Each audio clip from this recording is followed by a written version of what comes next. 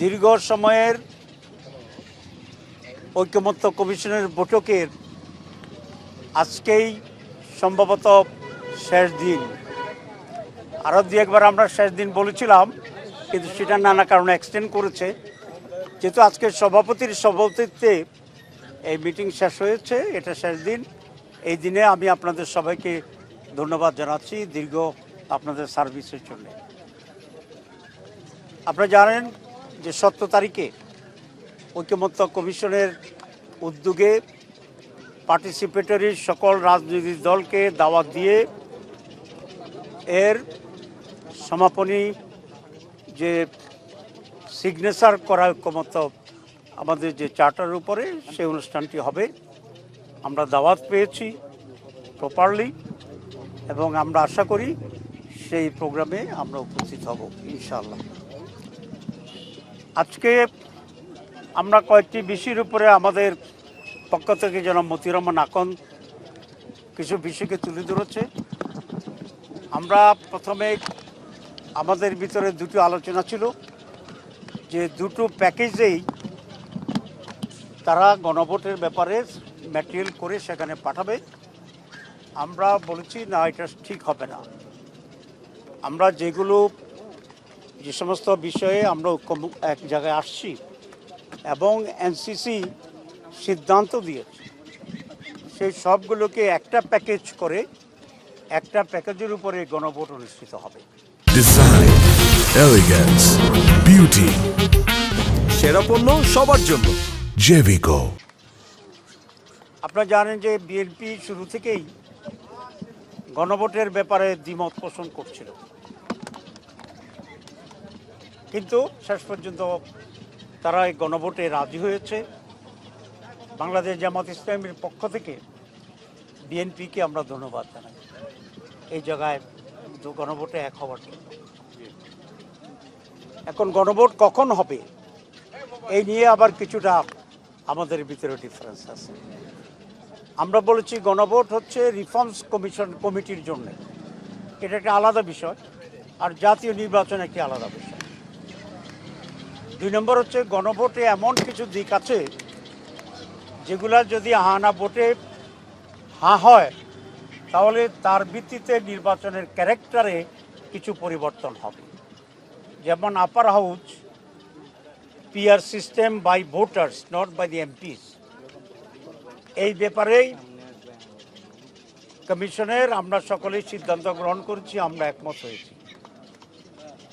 সুতরাং নির্বাচনের আগেই এই সিদ্ধান্ত জনগণের কাছে পৌঁছতে হবে এবং সেই সিদ্ধান্তের আলোকে জাতীয় নির্বাচনে আপার হাউসের ভোট হবে।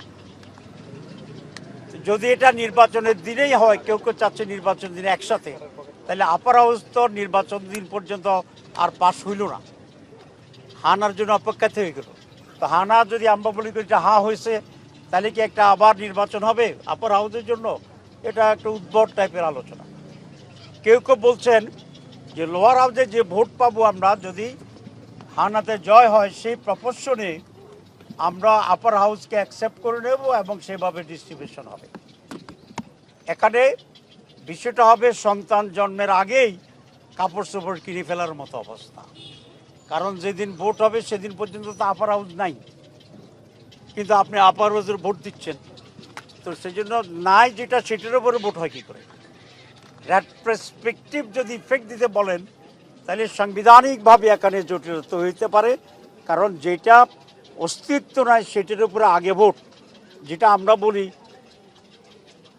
গাড়ির আগে ঘোড়া জুড়ে দেওয়ার মতো অবস্থা, ঘোড়ার আগে গাড়ি জুড়ে দেওয়ার অবস্থা। তো সেই জন্য 2 সমস্যা হবে। একই দিন যদি হয় তাহলে বিএনপির লোকেরা মরিয়া হয়ে চাইবে ধানের শীষের ভোট বাড়ানোর জন্য, আমাদের জামাত ইসলামীর লোক বা অন্য দলের লোকেরা তার স্ব মার্কা জামাতের পাল্লা মার্কায় ভোট দেওয়ার জন্য জানছেন। ঐকমত্য কমিশনের ব্যালট আছে কি না এটা দলীয় লোকদের আর মাথায় থাকবে না, কারণ যে কোনোভাবে জিতে হারার প্রশ্ন আছে। আমরা তো ভোট করছি, ইলেকশনের দিন ক্যান্ডিডেটেরও মাথা ঠিক থাকে না, সমর্থক ভোটারদেরও মাথা ঠিক থাকে না। সেই জন্য যেটা হবে যে আইদার ভোট ধানের শীষ পাবে, নয় জামাত পাবে বা অন্য দল যারা তারা পাবে, ঐকমত্য কমিশনের ব্যালট সাথে লইয়া আমাদের বামুনিরা বাড়ি চলে যায়।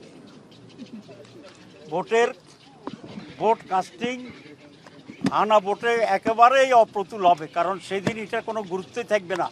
আপনার এটা জিত হাঁ হোক না জিতুক, এটা যারা ভোটার আসবে, প্রার্থী আসবে, কর্মীরা আসবে, এদের এটা কোনো দিন কনসার্ন নেই। 17 তারিখে যাচ্ছেন স্বাক্ষর করতে। সেই জন্যই আমরা বলেছি যে গণভোট আগে হতে হবে।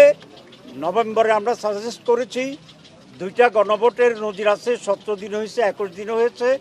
নভেম্বরে গণভোট হলে জাতীয় নির্বাচন ফেব্রুয়ারিতে, এটা আমরা চাই, এবং 2.5 মাস তখন সময় থাকবে, দুটি একসাথে প্রস্তুতি চলবে, ইটস পসিবল। সুতরাং এটা আমাদের দাবি।